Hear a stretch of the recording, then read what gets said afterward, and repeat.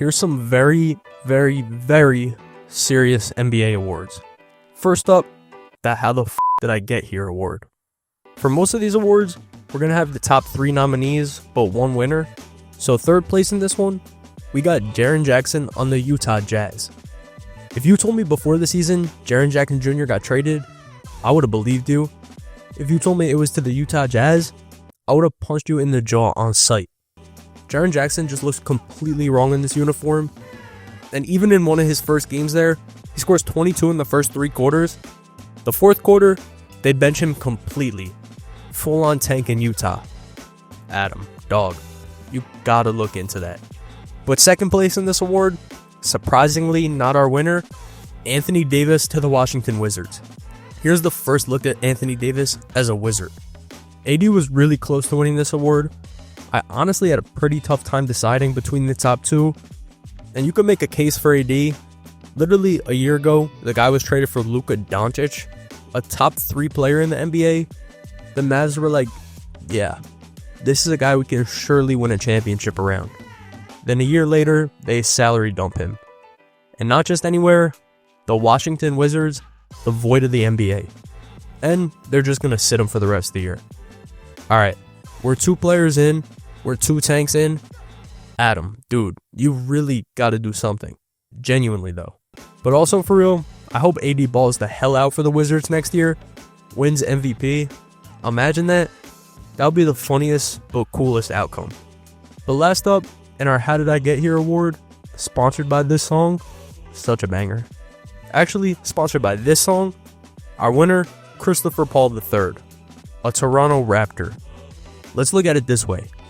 If you look up Chris Paul's Wikipedia, they got him listed as a Raptor. Then, ask any casual fan in the world what team Chris Paul is on right now. They'll tell you, I don't know. They'll probably tell you he's in his mansion in Malibu drinking a Budweiser, watching the most recent episode of His and Hers or something. The reason Chris Paul won this award, before the season, he signed with the Clippers for his retirement tour. You know, the best Clipper player ever. Then they tell him, don't show up anymore. The Los Angeles Clippers have deported Chris Paul to Canada. They trade him to the Raptors during his retirement tour. Then the Raptors aren't even requiring Chris Paul to show up. Yeah, you can play for us if you wanna. I don't care. So yeah, Anthony Davis put up a good fight, but Chris Paul, the winner of our first award, the How the F Did I Get Here award. Which brings us to award number 2, the Scam of the Year. For some awards, we're just gonna have honorary awards, lifetime achievement awards. So I specifically made the Scam of the Year award for one person, and the winner of this, Mike Conley and the Minnesota Timberwolves. Let's just go through the sequence Mike Conley just went through. February 3rd, traded to the Chicago Bulls in a 3-team deal involving the Pistons. You know, the Jaden Ivey trade. Then a day later, February 4th, traded to the Charlotte Hornets with Kobe White. So one day as a Bull. But then a day later, he's waived by the Hornets. So then one day as a Hornet. But then what does he do after all this? Just re-signs with the Minnesota Timberwolves. Conley, in 3 days, went from a Timberwolf to a Bull to a Hornet to a Timberwolf once again. I mean, there's got to be against some kind of law. Mike Conley's greatest moment as a Chicago Bull and Charlotte Hornet. Yeah, the Timberwolves pulled off the heist of the year. Trading this guy, then re-signing him 3 days later. Here was the Timberwolves' plans at the trade deadline. Plan A, Giannis Antetokounmpo. Plan B, Mike Conley again. I can tell you one thing that's for sure though. We will be there for Conley's Bulls and Hornets jersey retirement ceremonies. Congrats Timberwolves and Conley on winning the first annual Scam of the Year. But that of course means we got to go to our next award, Jalen of the Year. Actually, this time, Jalen is so stacked, we got 5 nominees for Jalen of the Year. And coming in at 5th place, we got Jalen Williams. Jalen Williams is actually having a down year. If this video was made a couple months ago, he low-key could have won Jalen of the Year, got an NBA championship, made his first All-Star team, but since then, he missed some time with injuries, then just hasn't been as good as he was last year. So Jalen Williams, 5th place in Jalen of the Year voting. In fourth place, we got Jalen Duren. Jalen Duren. He'd win most of the Name of the Year awards. Imagine his name was Thomas. He'd easily be Thomas of the Year. Although Thomas the Train is good, but Jalen Duren has been hooping this year. He just made his first All-Star team. I don't think the Pistons lost a game all year. Then he got suspended for Diabate trying to kill him. I need that Hornets Pistons playoff series like oxygen. But then, coming in third place for Jalen of the Year, we got Jalen Johnson from the Atlanta Hawks. If you told me last year Jalen Johnson will finish 2 spots above Jalen Williams in Jalen of the Year, I wouldn't think that's possible. But Jalen Johnson has just been going nuclear this season. Also made his first All-Star team. The committee was questioning if we should include NFL players, Jalen Hurts, Jalen Waddle, but we decided to keep it all NBA. Of course, this is an NBA award show. But for the top 2, it got really close. A lot of people in the voting committee were torn who should be Jalen of the Year, but in an insanely tight race, this is what happened. Number 2, Jaylen Brown. Jaylen Brown, the guy who completely stepped up when Jason Tatum got hurt. The guy averages damn near 30 points along with 7 and 5 on really good efficiency too. There was also a lot of flack because his name is spelled Jalen with a Y, but they decided to keep him in the race. I think it was like a pronunciation thing. But like we said for Jalen Duren, it just sucks that his name is Jalen and Jalen is so stacked. Jaylen Brown probably could have won LeBron of the Year if that was his name. But then again, Jalen is so stacked, that's the reason there's a Jalen of the Year. And the winner of Jalen of the Year, that leaves us with one person, Jalen Hood-Schifino. Alright, it's Jalen Brunson. Brunson and Brown were extremely close, but Brunson won by a slight edge. The guy's the face of one of the best teams in the NBA, an all-star starter again.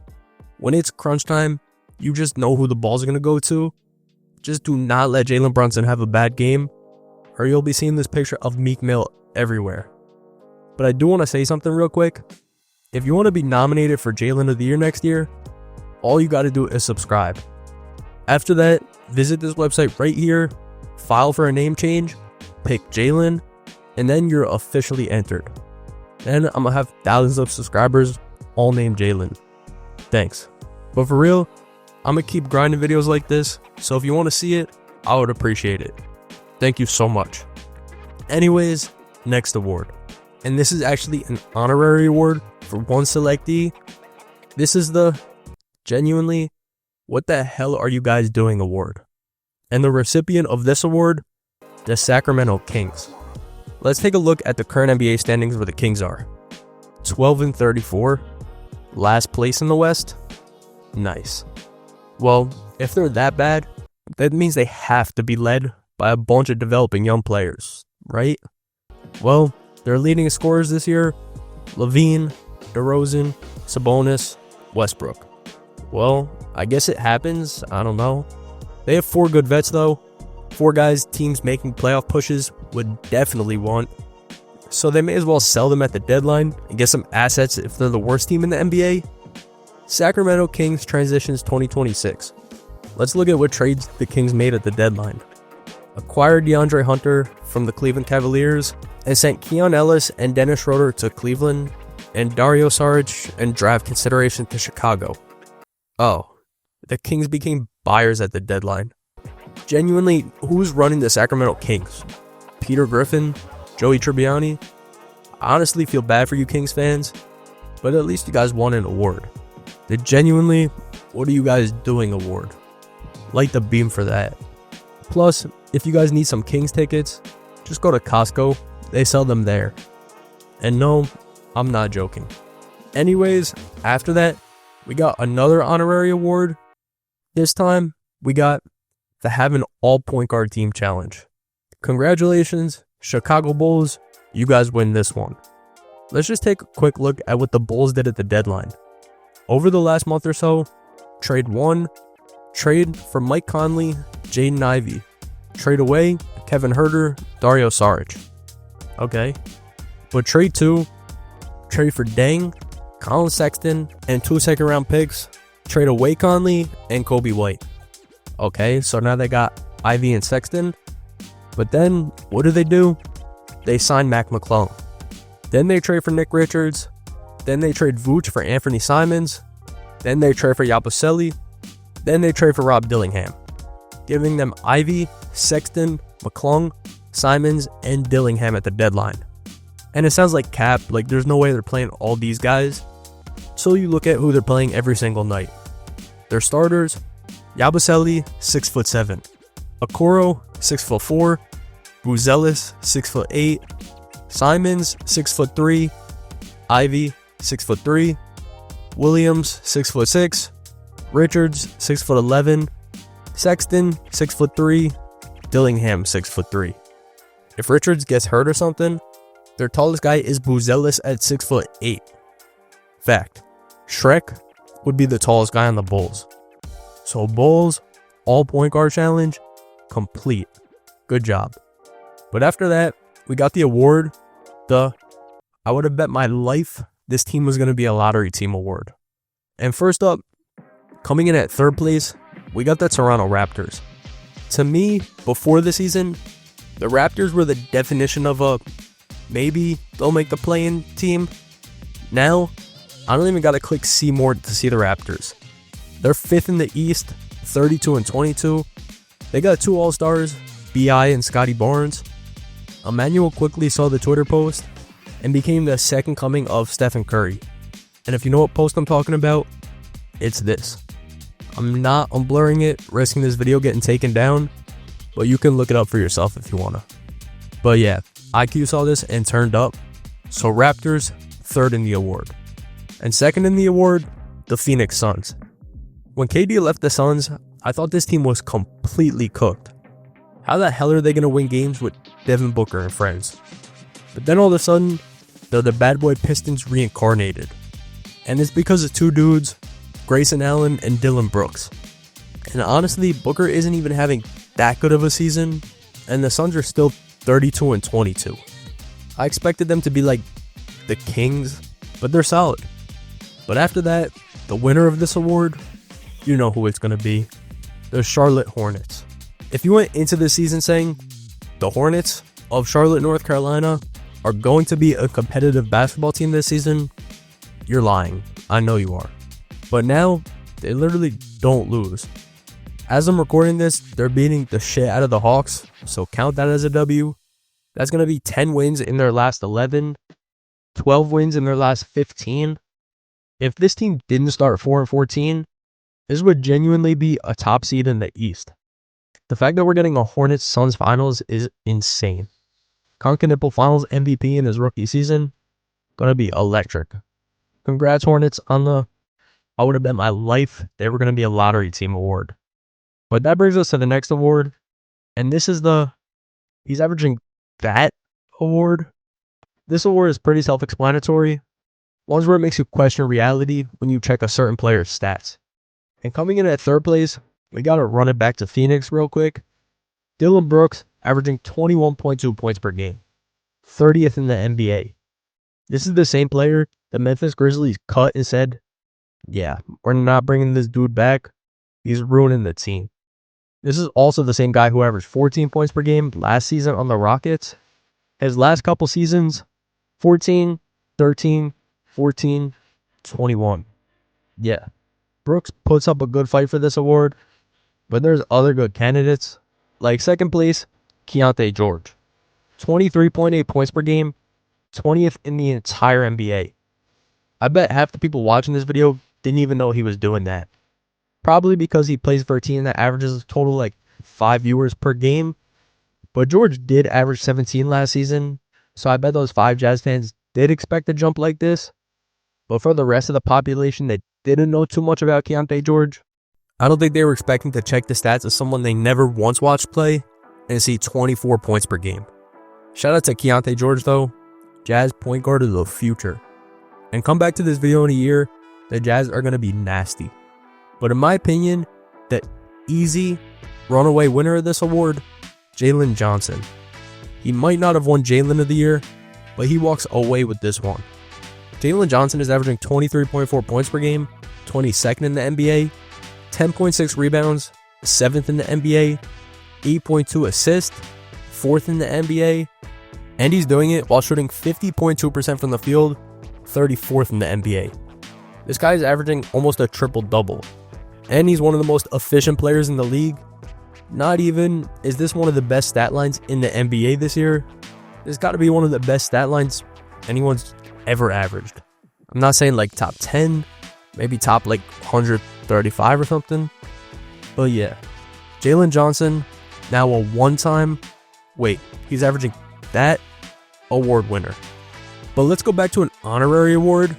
This is the I'm so sure the NBA isn't rigged award. And your recipient of this award, the Dallas Mavericks. So the Dallas Mavericks trade Luka Doncic to the Los Angeles Lakers. Let's just break this down. The Lakers, they're the biggest, most marketable franchise in the NBA.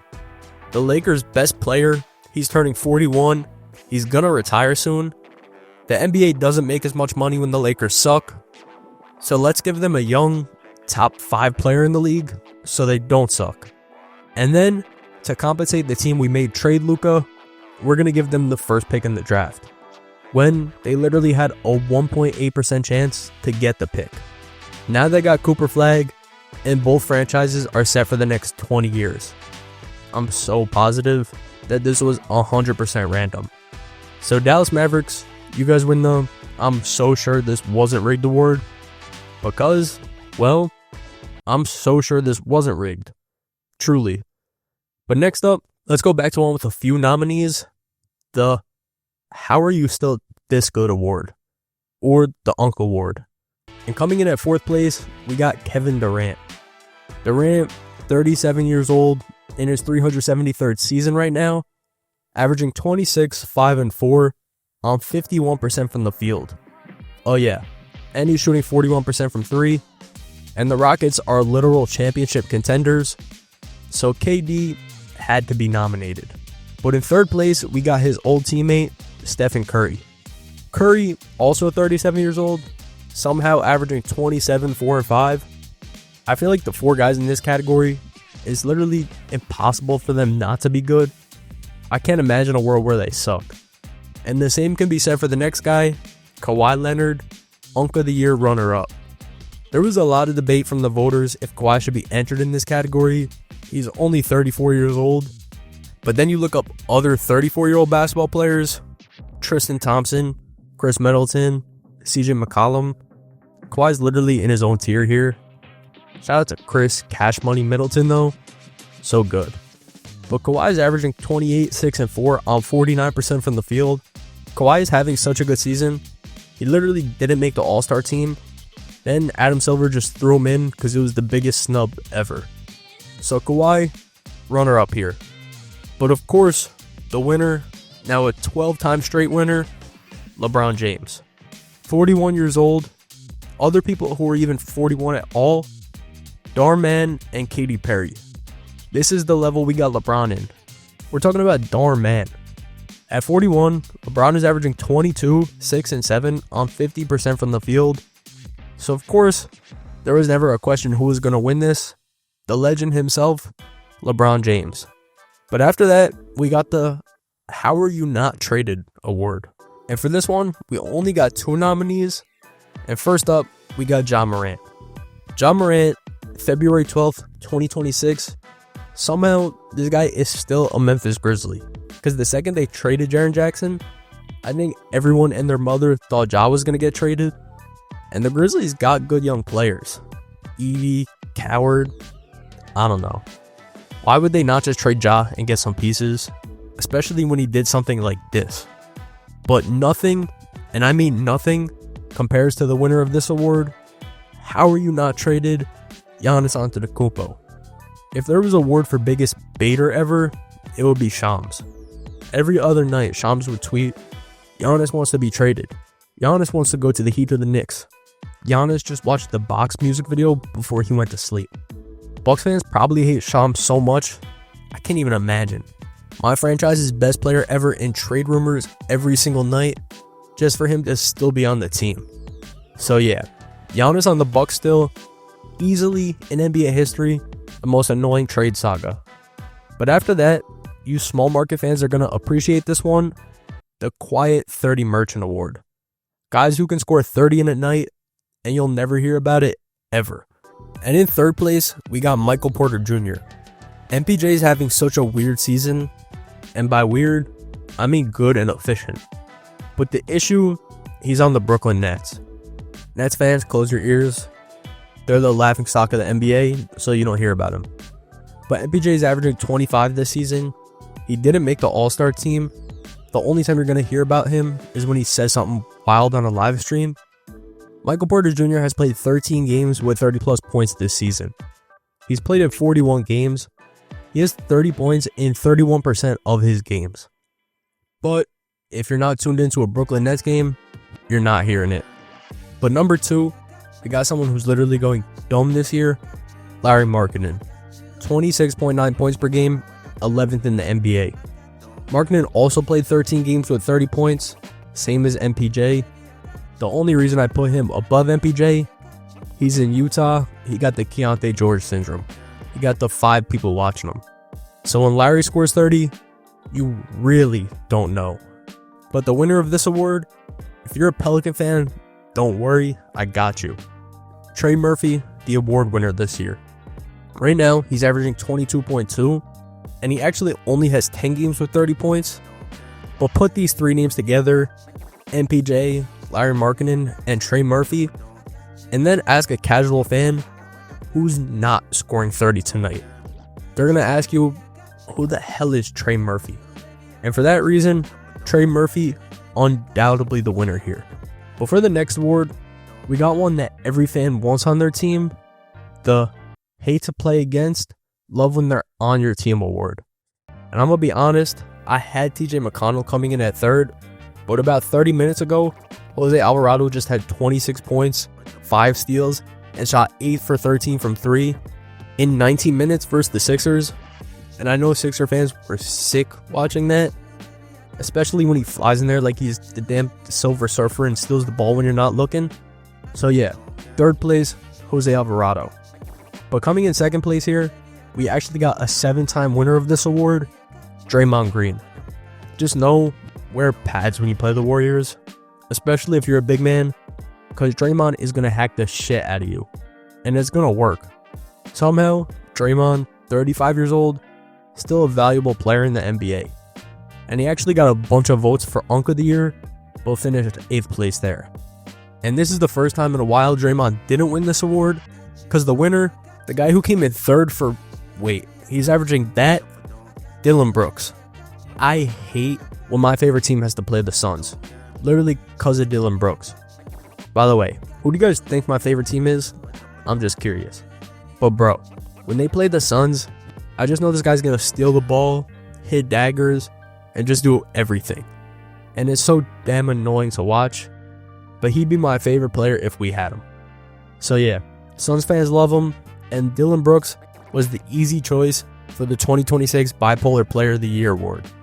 But for the next award, we got the really good at basketball, but don't fit in any other category, so I'm going to give them a quick shout award. Or the People's MVP. And coming in at third this year, we got Toronto Raptors, Brandon Ingram. Every time I watch Ingram play, yep, that's a bad shot, another bad shot, another bad shot, and they go in every time. For some reason, the game looks so effortless when he plays that I kind of grew to like watching him play.